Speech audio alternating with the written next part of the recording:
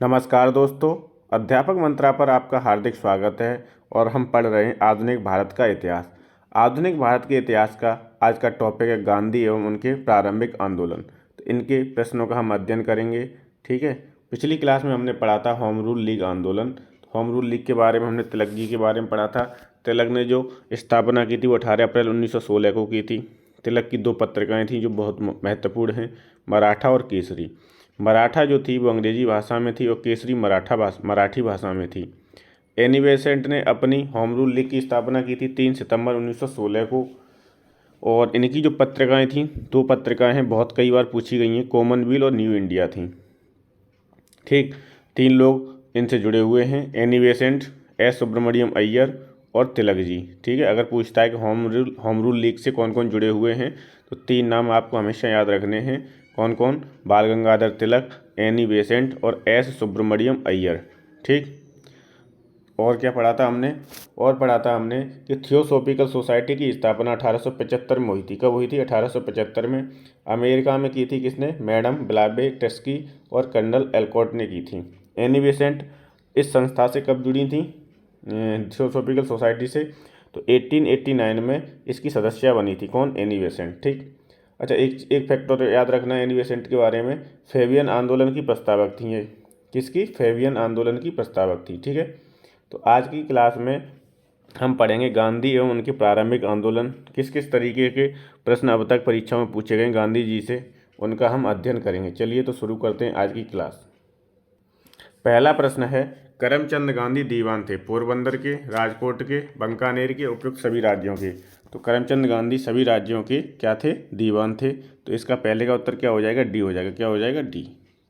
अगला प्रश्न है, निम्न में से किस कॉलेज में गांधी जी ने पढ़ाई की थी? तो गांधी जी ने पढ़ाई की थी श्यामल दास कॉलेज भावनगर से। कहाँ से की थी गांधी जी ने पढ़ाई? श्यामल दास कॉलेज भावनगर से। ये जो सीरीज है वो आपकी स्टेट पीसीएस सभी एग्जाम के लिए इम्पोर्टेंट है, चाहे वो यूपी पीसीएस हो, चाहे वो बीपीएससी हो, चाहे वो एमपीपीसीएस हो, या फिर उत्तराखंड पीसीएस हो। ठीक है, राजस्थान पीसीएस, सभी स्टेट पीसीएस के लिए कुल मिलाकर ये इम्पोर्टेंट है। ठीक, और यहाँ से प्रश्न पूछे जाते हैं। तो गांधी जी ने पढ़ाई की थी किस कॉलेज से? श्यामल दास कॉलेज भावनगर से। श्यामल दास कॉलेज भावनगर से। ठीक, दक्षिण अफ्रीका में रहने की अवधि में महात्मा गांधी ने निम्न में से जिस पत्रिका का प्रकाशन किया उसका नाम क्या था? तो इन्होंने दक्षिण अफ्रीका में एक पत्रिका का प्रकाशन किया था, उसका नाम था इंडियन ओपिनियन। Indian opinion. ठीक, तो गांधी जी ने दक्षिण अफ्रीका में 1894 में नटाल इंडियन कांग्रेस की स्थापना की थी। किसकी स्थापना की थी? नटाल इंडियन कांग्रेस की स्थापना की थी। कब की थी नटाल की? 1894 में। ठीक है, और वहीं पे ही इन्होंने टॉलस्टॉय फॉर्म की स्थापना की थी। किसकी? टॉलस्टॉय फॉर्म की स्थापना की। और यहाँ पर इन्होंने इंडियन ओपिनियन नामक अखबार निकाला था, जो किस किस भाषा में होता था? गुजराती, हिंदी, तमिल और अंग्रेजी में प्रकाशित होता था। ठीक, तो ये दो चीज़ें याद रखनी है। एक तो कि दक्षिण अफ्रीका में क्या निकाला था? Indian opinion. और नटाल की स्थापना की थी, नटाल इंडियन कांग्रेस की स्थापना कब की थी? 1894 में। ठीक, एक फैक्ट और याद रखना है, फीनिक्स फॉर्म क्या है? फीनिक्स फॉर्म है। फीनिक्स फॉर्म फीनिक्स की थी 1904 में। कब? 1904 में। ये भी वहीं पे की थी। कहाँ पर? डरबन में। डरबन दक्षिण अफ्रीका में। ठीक है, तो तीन का उत्तर क्या हो जाएगा? Indian opinion. फीनिक्स फॉर्म कहाँ है? सूरतगढ़। ठीक है, इंग्लैंड, डरबन दक्षिण अफ्रीका या कंपाला में। तो फीनिक्स फॉर्म कहाँ पर है? डरबन में है। 40 का क्या हो जाएगा? सी हो जाएगा। 40 का क्या हो जाएगा? सी। अगला है, एम के गांधी समर्थक थे। तो एम के गांधी, महात्मा गांधी किसके समर्थक थे? तो वो थे दार्शनिक अराजकतावाद के। महात्मा गांधी दार्शनिक अराजकतावाद के समर्थक थे। और 5 का उत्तर हो जाएगा डी। क्या हो जाएगा? डी। अगला है, निम्न में से गांधी जी के राम राज्य के युगल सिद्धांत क्या थे? गांधी जी के राम राज्य के युगल सिद्धांत क्या थे? तो सत्य और अहिंसा। सत्य और अहिंसा इनके राम राज्य के युगल सिद्धांत थे। 6 का उत्तर क्या हो जाएगा? बी हो जाएगा सर। 6 का उत्तर क्या हो जाएगा? बी हो जाएगा। ठीक, अहिंसा का अर्थ क्या होता है? तो सत्य की प्राप्ति का रास्ता। अहिंसा का अर्थ क्या है? सत्य की प्राप्ति का रास्ता होता है। ठीक है, अच्छा, दोनों फॉर्म याद रखनी है। नटाल कांग्रेस की स्थापना कब की थी? नटाल याद रखना है, नटाल 1894। कब? 1894 में। और फिनिक्स की 1904 में। फिनिक्स की कब की थी?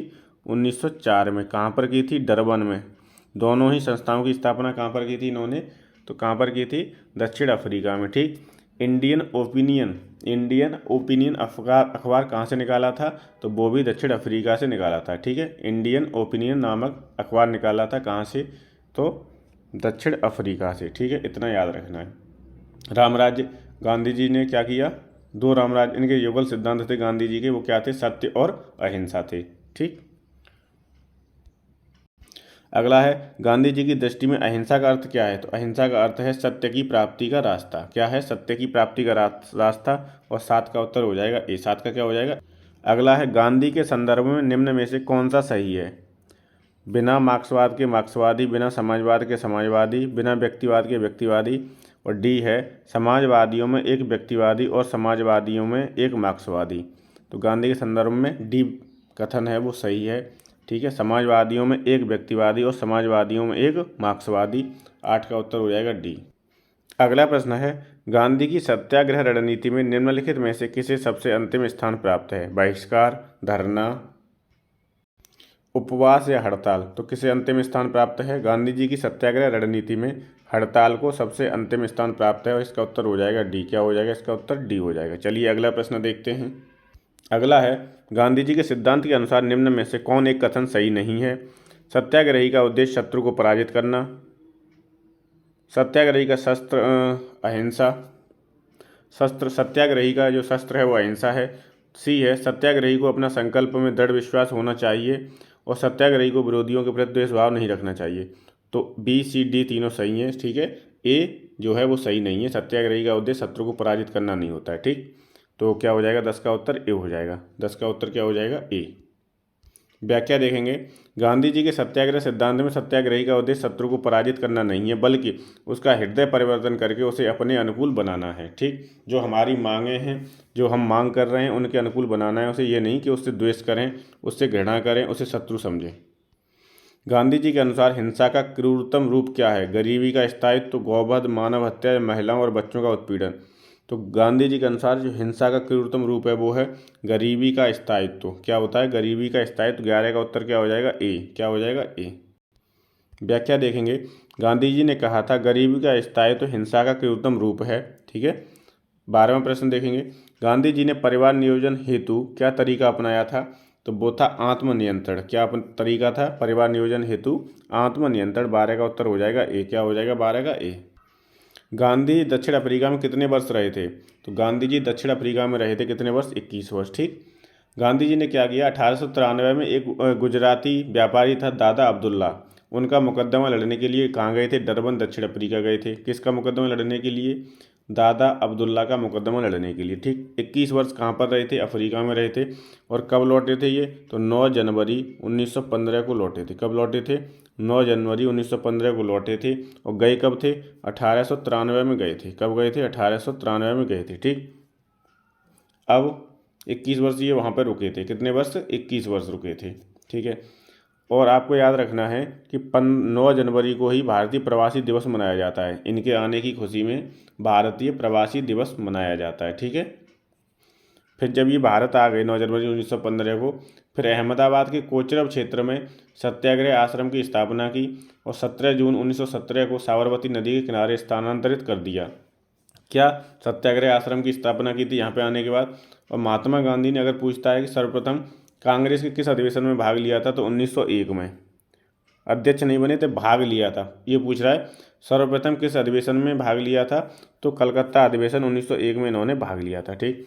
यहाँ पर आपका उत्तर हो जाएगा 21 वर्ष। गांधी जी दक्षिण अफ्रीका में कितने वर्ष रहे? 21 वर्ष। अगला है, महात्मा गांधी दक्षिण अफ्रीका से भारत किस वर्ष लौटे? तो अभी बताया था 9 जनवरी 1915 को। 14 का उत्तर क्या हो जाएगा? ए हो जाएगा। 14 का उत्तर क्या होगा? ए। अगला है, दक्षिण अफ्रीका के किस रेलवे स्टेशन पर गांधी को ट्रेन से फेंका गया था? तो वो था पीटर मारिट्सबर्ग। 15 का उत्तर क्या हो जाएगा? बी हो जाएगा। कहाँ पर फेंक दिया था इन्हें? ठीक है, पीटर मारिट्सबर्ग में। ठीक, तो 15 का उत्तर क्या हो जाएगा? बी हो जाएगा। अगला है, एम के गांधी ने निम्नलिखित भारतीय राष्ट्रीय कांग्रेस के अधिवेशनों में किस एक में सर्वप्रथम भाग लिया था? तो वो था कलकत्ता अधिवेशन 1901 में। ठीक। अगर अध्यक्षता पूछता है तो वो है बेलगाम अधिवेशन। कौन सा अधिवेशन है? बेलगाम अधिवेशन में 1924। बेलगाम अधिवेशन 1924 में इन्होंने कांग्रेस के अध्यक्ष के रूप में अध्यक्षता की थी। ठीक, सिर्फ ये कांग्रेस के इसी अधिवेशन में अध्यक्ष बने। एक बार अध्यक्ष बने, वो भी कब? बेलगाम अधिवेशन 1924 में। ठीक है, अगर पूछता है भाग कब लिया था तो आप बताओ कलकत्ता अधिवेशन 1901 में इन्होंने पहली बार भाग लिया था। 16 का उत्तर क्या हो जाएगा? बी। अगला है भारत के स्वतंत्रता आंदोलन के दौरान महात्मा गांधी द्वारा स्थापित साबरमती आश्रम नगर के बाहर स्थित है। किस नगर के बाहर? गांधीनगर, अहमदाबाद, राजकोट या वर्धा? तो इसका उत्तर हो जाएगा अहमदाबाद। 17 का उत्तर क्या हो जाएगा? बी, अहमदाबाद। अगला है महात्मा गांधी ने अहमदाबाद के निकट साबरमती के किनारे एक आश्रम बनाया था। इसे क्या कहा गया? तो इसे कहा गया सत्याग्रह आश्रम। क्या कहा गया? सत्याग्रह आश्रम। सत्याग्रह आश्रम की स्थापना इन्होंने कब की थी? तो 17 जून 1917 को। 17 जून 1917 को इन्होंने सत्याग्रह आश्रम की स्थापना की थी। ठीक है, बाद में इसे साबरमती नदी के किनारे स्थानांतरित कर दिया गया था। कहाँ पर? साबरमती नदी के किनारे। महात्मा गांधी से संबद्ध निम्नलिखित आश्रमों में से कौन सबसे पुराना है? तो मैंने अभी बताया था फिनिक्स आश्रम सबसे पुराना कौन सा है? फिनिक्स। और इसकी स्थापना कब हुई थी? 1904 में। कब हुई थी? 1904 में हुई थी। तो 19 का उत्तर क्या हो जाएगा? बी हो जाएगा। गांधी जी से संबद्ध आश्रमों में सबसे पुराना है फिनिक्स, जिसकी स्थापना दक्षिण अफ्रीका में हुई थी फिनिक्स फॉर्म के नाम से। कब? 1904 में। अगला है गांधी जी ने सेवा धर्म कहाँ अपनाया था? मुंबई, शांति निकेतन, दक्षिण अफ्रीका या पुणे? तो गांधी जी ने जो सेवा धर्म अपनाया था वो अपनाया था दक्षिण अफ्रीका में। और 20 का उत्तर हो जाएगा सी। क्या हो जाएगा? सी। महात्मा गांधी के राजनीतिक गुरु कौन थे? CR दास, दादा भाई नौरोजी, तिलक या गोपाल कृष्ण गोखले? तो महात्मा गांधी के राजनीतिक गुरु थे गोपाल कृष्ण गोखले। ठीक, गोपाल कृष्ण गोखले थे। बनारस अधिवेशन 1905 की अध्यक्षता किसने की थी? गोपाल कृष्ण गोखले ने। सर्वेंट्स ऑफ इंडिया सोसाइटी किसकी है? गोपाल कृष्ण गोखले की। इसकी भी स्थापना कब की थी? 1905 में की थी। ठीक, तो महात्मा गांधी के राजनीतिक गुरु कौन थे? गोपाल कृष्ण गोखले थे। और सुभाष चंद्र बोस के गुरु कौन है? CR दास। सुभाष चंद्र बोस के गुरु पूछा गया है RO में। सुभाष चंद्र बोस के गुरु कौन थे? तो सुभाष जी के गुरु थे CR दास थे। ठीक, तो दोनों के गुरुओं का नाम याद रखना है। अगला है महात्मा गांधी के अनुसार राजनीति का तात्पर्य था। क्या तात्पर्य था? तो गांधी जी के अनुसार राजनीति का तात्पर्य था जन कल्याण के लिए सक्रियता। क्या था? जन कल्याण के लिए सक्रियता। 22 का उत्तर हो जाएगा। अगला है गांधी जी ने राजनीति का जो प्रतिमान प्रस्तुत किया निम्न में से कौन सी विशेषता उसमें नहीं थी? नैतिकता, धर्म, मानवता या सत्ता? तो उसमें सत्ता नहीं थी। ठीक है, नैतिकता था, धर्म भी था, मानवता भी था। तो 23 का उत्तर क्या हो जाएगा? डी, सत्ता। अगला है निम्नलिखित में से किसने सत्याग्रह शब्द को गढ़ा था? हरिलाल गांधी, महात्मा गांधी, रामदास या मणिलाल गांधी? तो सत्याग्रह जो शब्द है वो किसने गढ़ा था? वो गढ़ा था महात्मा गांधी ने। और 24 का उत्तर क्या हो जाएगा? बी हो जाएगा। 24 का उत्तर क्या हो जाएगा? बी। अगला है भारत के स्वतंत्रता संग्राम के दौरान सबसे पहले सत्याग्रह किसने किया था? तो स्वतंत्रता संघर्ष के दौरान सबसे पहले सत्याग्रह किसने किया था? महात्मा गांधी ने। 25 का उत्तर क्या हो जाएगा? डी हो जाएगा। क्या हो जाएगा? डी। उत्तराखंड PCS में पूछा गया है। अगला है निम्न में से कौन सा भारत में गांधी जी का प्रथम सत्याग्रह आंदोलन था जिसमें उन्होंने सविनय अवज्ञा का प्रयोग किया था? तो चंपारण, खेड़ा, अहमदाबाद या रॉलेट? तो वो था चंपारण। चंपारण कब शुरू हुआ था? 1917 में। 1917 में। ठीक, उसके बाद कौन हुआ था? अहमदाबाद। ये हुआ है फरवरी मार्च 1918 में। फरवरी या मार्च 1918 में। ठीक है, और खेड़ा हुआ है 22 मार्च 1918 में। 22 मार्च 1918 में खेड़ा हुआ था। ठीक, ये तीनों याद रखने। सी से चंपारण हो जाता है, ए से अहमदाबाद हो जाता है, और के से क्या हो जाता है? के से हो जाता है खेड़ा। के से क्या हो जाएगा? खेड़ा। तो सी ए के याद रखना है। ठीक है, सी ए के याद रखना है। चंपारण, फिर अहमदाबाद, फिर खेड़ा, क्रम पूछ लेता है। तो इसमें सबसे पहले सविनय अवज्ञा आंदोलन किस में प्रयोग किया गया था? चंपारण में। 26 का उत्तर हो जाएगा ए। अगला है निम्नलिखित में से मोहनदास करमचंद गांधी किसके लिए सर्वाधिक जाने जाते हैं? तो भारतीय स्वतंत्रता को प्राप्त करने के लिए, निष्क्रिय विरोध करने के लिए? यही उत्तर इसका सही हो जाएगा। भारतीय स्वतंत्रता को प्राप्त करने के लिए, निष्क्रिय विरोध करने के लिए महात्मा गांधी को सर्वाधिक जाना जाता है। 27 का उत्तर हो जाएगा ए। क्या हो जाएगा? 27 का उत्तर ए हो जाएगा। अगला है निम्नलिखित में से किसने कहा था कि विदेशी वस्त्रों की बर्बादी ही उनके साथ सर्वोत्तम व्यवहार है? तो ये गांधी जी का कथन है। गांधी जी का कथन है। गांधी जी ने कहा था कि विदेशी वस्त्रों की बर्बादी ही उनके साथ सर्वोत्तम व्यवहार है। चलिए इनकी व्याख्या देखते हैं, इंपॉर्टेंट है। महात्मा गांधी ने विदेशी वस्त्रों को नष्ट करने को राष्ट्र के आत्मसम्मान से जोड़ते हुए कहा था कि विदेशी वस्त्रों की बर्बादी ही उनके साथ सर्वोत्तम व्यवहार है। अगला है, ब्रिटिश निर्मित उत्पादों का गांधी का बहिष्कार प्रभावी हुआ क्योंकि ब्रिटेन भारत को एक बड़ा क्या करते थे, नौ परिवहन केंद्र समझता था, औद्योगिक केंद्र, निर्मित वस्तुओं का बाजार समझता था या खनिज संसाधनों का स्रोत समझता था। तो ब्रिटिश जो है वो ब्रिटेन भारत को क्या समझता था, एक बड़ा निर्मित वस्तुओं का बाजार समझता था। 29 का क्या हो जाएगा, सी हो जाएगा। 29 का क्या होगा, सी। महात्मा गांधी के राजनीतिक जीवन को निम्नलिखित घटनाओं का कालक्रम क्या है, तो मैंने अभी बताया था। सबसे पहले आ जाएगा चंपारण, ठीक है, CAKE, चंपारण हो जाएगा। फिर अहमदाबाद हो जाएगा, फिर खेड़ा और असहयोग। 1 2 3 4 ये सही क्रम में लगे हुए हैं, यही इसका क्या हो जाएगा, क्रम हो जाएगा। 1 2 3 4 उत्तर में देखते हैं। 1 2 3 4 केस में बी में, तो बी इसका उत्तर सही हो जाएगा, बी इसका सही हो जाएगा, ठीक है, बी उत्तर सही है। तो चंपारण की जो घटना है वो 1917 की है। अहमदाबाद मिल हड़ताल कब हुई थी, अहमदाबाद मिल हड़ताल तो फरवरी मार्च 1918 में। खेड़ा वाली कब हुई है, 22 मार्च 1918 में, ठीक। असहयोग आंदोलन कब शुरू हुआ था, 1920 से 1922 शुरू हुआ था। 1 अगस्त 1920 से शुरू हुआ था, ठीक है। और चोरी चोरा की घटना जब हुई है तब इसे समाप्त किया गया था। तो असहयोग आंदोलन भी याद रखना है आपको। अगला है, निम्न में से महात्मा गांधी का भारत में पहला सत्याग्रह कौन सा था, अहमदाबाद, बारदौली, चंपारण या व्यक्तित्व। तो पहला आंदोलन था चंपारण, बहुत ही इम्पोर्टेंट है, ठीक है, चंपारण। 31 का उत्तर क्या हो जाएगा, सी हो जाएगा। 31 का उत्तर क्या हो जाएगा, सी।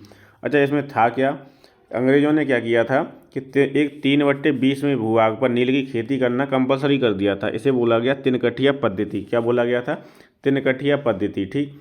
ये इसकी मेन वजह थी। चंपारण कहाँ पर है, बिहार में है। तो गांधी जी से किसने कहा कि यहाँ पर आइए और देखिए, तो राजकुमार शुक्ल ने। किसने कहा था गांधी जी से, गांधी जी से राजकुमार शुक्ल ने चंपारण आने को कहा था। किसने, राजकुमार शुक्ल ने। तो इनका नाम भी पूछा गया है, याद रखना है। अगला प्रश्न है, निम्नलिखित कथनों में से कौन महात्मा गांधी के बारे में सही है। उन्होंने अपनी प्रारंभिक शिक्षा राजकोट में प्राप्त की थी।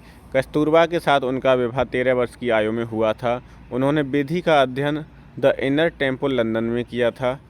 वे रस्किन की पुस्तक अनटू दिस लास्ट से सर्वाधिक प्रभावित हुए थे। तो ये चारों ही कथन गांधी जी के बारे में सही हैं, ठीक है। वे रस्किन की पुस्तक थी अनटू दिस लास्ट से सर्वाधिक प्रभावित हुए थे और यहीं से सर्वोदय का उन्होंने वो निकाला था, ठीक है, सर्वोदय। विकल्प देखते हैं, 1 2 3 4 चारों सही हैं। तो इसका उत्तर क्या हो जाएगा, डी हो जाएगा। UPSC GIC में पूछा गया है। अगला है 33, महात्मा गांधी ने कहा था कि उनकी कुछ सबसे गहन धारणाएं अनटू दिस लास्ट नामक पुस्तक में प्रतिबिंबित होती हैं और इस पुस्तक ने उनके जीवन को बदल डाला। इस पुस्तक का वह संदेश क्या था। तो जिसने महात्मा गांधी को बदल डाला था तो उसका संदेश था कि व्यक्ति का कल्याण सबके कल्याण में निहित है और इसका उत्तर हो जाएगा बी, व्यक्ति का कल्याण सबके कल्याण में निहित है, ठीक। अनटू दिस लास्ट पुस्तक है, इससे ये अधिक प्रभावित हुए थे और इसमें से एक सार जो निकल के आया वो आया, निकल के सार क्या निकला, व्यक्ति का कल्याण सबके कल्याण में निहित है। महात्मा गांधी ने अपने दक्षिण अफ्रीका प्रवास के दौरान जॉन रस्किन की पुस्तक अनटू दिस लास्ट पढ़ी। गांधी जी ने अपनी आत्मकथा में लिखा है कि इस पुस्तक ने उनके जीवन को परिवर्तित कर दिया। इसकी समीक्षा में गांधी जी ने 3 बातों को नोट किया है, जिसमें प्रमुख बात है कि व्यक्ति का कल्याण सबके कल्याण में निहित है, ठीक। गांधीवादी विचारधारा किन से प्रभावित रही है, रस्किन से, थोरो से, टॉलस्टॉय से या उपयुक्त सभी से। तो ये रस्किन, थोरो और टॉलस्टॉय तीनों से प्रभावित रही है। 34 का उत्तर हो जाएगा डी। क्या हो जाएगा 34 का डी। अगला, निम्न में से किस आंदोलन से गांधी जी संबंधित नहीं थे।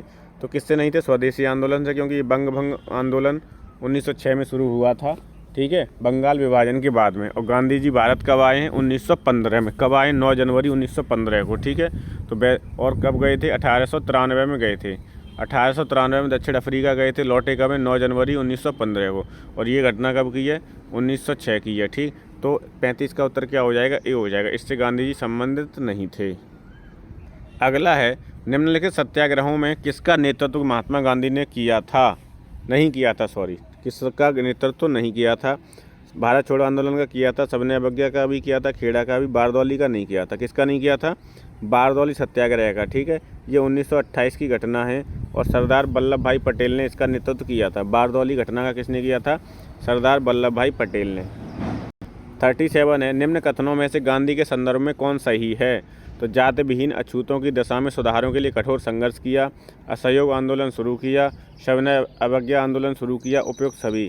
तो ये 37 का क्या हो जाएगा? डी हो जाएगा। तीनों विकल्प ऊपर वाले सही हैं। गांधी जी ने इन सभी पर कार्य किया है। महात्मा गांधी को सर्वप्रथम राष्ट्रपिता किसने कहा था? तो सुभाष चंद्र बोस ने। किसने कहा था? सुभाष चंद्र बोस ने। 38 का हो जाएगा डी। अच्छा, दोनों चीज़ें याद रखनी है। महात्मा किसने कहा था? गांधी जी को महात्मा कहा था रविंद्रनाथ टैगोर ने, और राष्ट्रपिता कहा था सुभाष चंद्र बोस ने। तो पूछ लेता है राष्ट्रपिता किसने कहा था सर्वप्रथम या महात्मा किसने कहा था, तो दोनों याद रखना है। ठीक, महात्मा कहा था रविंद्रनाथ टैगोर ने, और राष्ट्रपिता किसने कहा था? सुभाष चंद्र बोस ने। कई बार पूछा गया, IAS तक में पूछा गया है। अगला है, गांधी के नाम के पहले महात्मा जोड़ा गया था। तो चंपारण सत्याग्रह जब सफल हो गया तब रविन्द्रनाथ टैगोर ने इन्हें महात्मा के नाम से पुकारा था। तो 39 का उत्तर क्या हो जाएगा? ए। चंपारण सत्याग्रह के दौरान किसने? रविन्द्रनाथ टैगोर ने क्या बोला था? महात्मा बोला था। महात्मा शब्द जुड़ गया इनके नाम के आगे। ठीक है, तो चंपारण सत्याग्रह के दौरान, चंपारण सत्याग्रह कब हुआ था? तो 1917 में हुआ था। 3/20 त्रिकठिया पद्धति पर आधारित था ये। 3/20। ठीक है, इस पर क्या करनी थी? नील की खेती करनी थी। और चंपारण कहाँ पर है? बिहार में है। कहाँ पर है? बिहार में है। ठीक है। 40 है, निम्नलिखित में से किसने गांधी जी को सर्वप्रथम महात्मा के तौर पर संबोधित किया था? तो वो थे रविंद्रनाथ टैगोर जी। और 40 का उत्तर क्या हो जाएगा? सी हो जाएगा। 40 का सी। नोआखाली काल में महात्मा गांधी के सचिव कौन थे? तो नोआखाली काल में महात्मा गांधी के सचिव थे प्यारेलाल। और 41 का उत्तर क्या हो जाएगा? 41 का हो जाएगा प्यारेलाल। 41 का हो जाएगा सी। क्या हो जाएगा? 41 का सी उत्तर सही है। व्याख्या देखेंगे। नोआखाली काल में प्यारेलाल महात्मा गांधी के सचिव थे। उनकी बहन डॉक्टर सुशीला नैयर गांधी जी की व्यक्तिगत चिकित्सक थीं।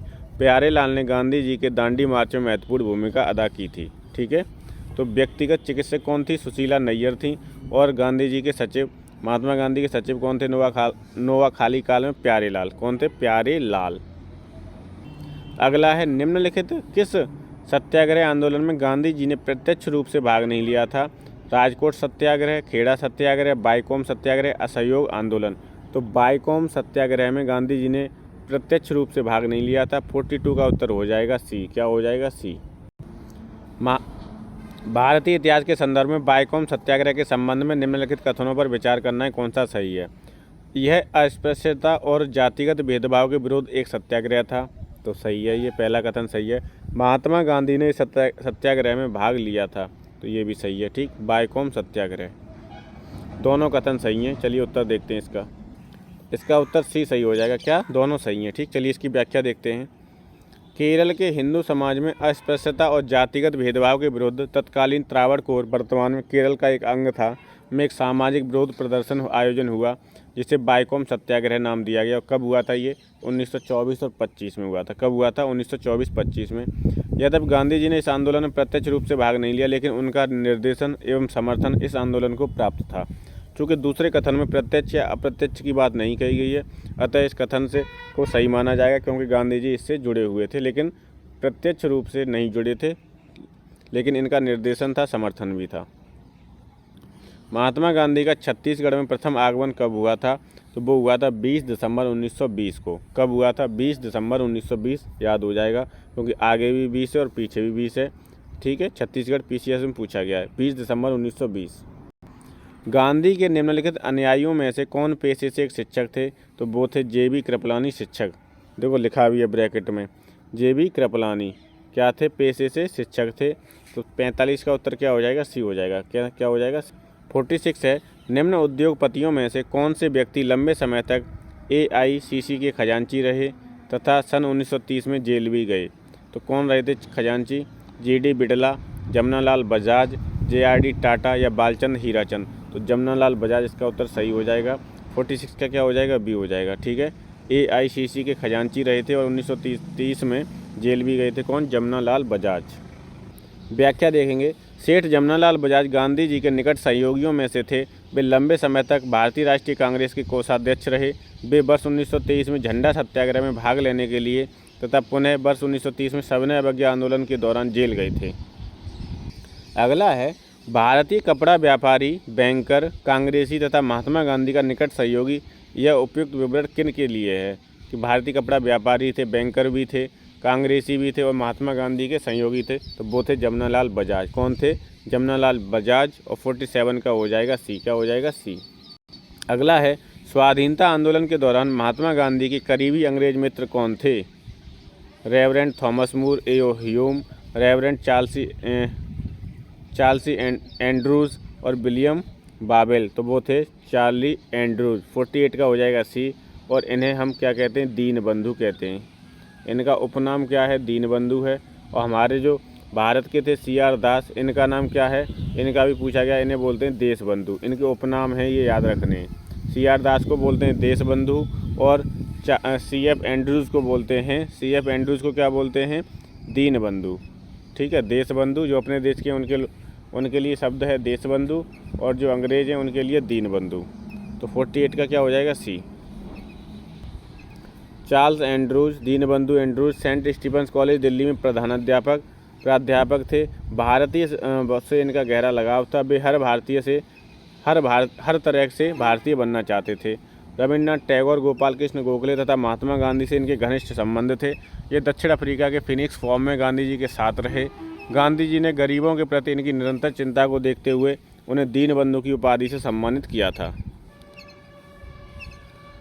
अगला पॉइंट इनके बारे में है कि दीनबंधु किसने दिया? तो महात्मा गांधी ने। एंड्रूज ने वर्ष 1925 से 1927 में ऑल इंडिया ट्रेड यूनियन के अध्यक्ष भी रहे थे। गोलमेज सम्मेलन में भाग लेने के लिए वे गांधी जी के साथ एक सहयोगी के रूप में लंदन भी गए थे। ठीक है, तो ये इसके सी.एफ. एंड्रूज दीनबंधु के बारे में कथन थे। अगला है निम्नलिखित में से किस कारागार को गांधी जी ने मंदिर का नाम दिया है? Naini jail, Yerwada jail, cellular Port Blair jail या आगा खान पैलेस। तो यरवदा जेल को गांधी जी ने क्या कहा है? मंदिर की संज्ञा दी है। 49 का क्या हो जाएगा? बी हो जाएगा। 49 का क्या होगा? बी। भारत की स्वाधीनता के समय महात्मा गांधी कांग्रेस कार्यकारिणी समिति के सदस्य थे, कांग्रेस के सदस्य नहीं थे, कांग्रेस के अध्यक्ष थे या कांग्रेस के महासचिव थे। स्वाधीनता के समय की बात हो रही है, तो इन्होंने कांग्रेस के सदस्य नहीं थे। गांधी जी ने 1934 में कांग्रेस से इस्तीफा दे दिया था। कब? 1934 ईस्वी में। तो ये याद रखना है आपको। ये आपके महात्मा गांधी जी से संबंधित 50 प्रश्न हो गए हैं। आगे के जो भी प्रश्न बाकी होंगे, इसमें बच्चे होंगे इस टॉपिक में, वो अगली क्लास में हम कंटिन्यू करेंगे। ठीक, अगर आपको ये सीरीज़ पसंद आ रही है तो इस सीरीज़ को, इस चैनल को लाइक करो, शेयर करो और सब्सक्राइब करो।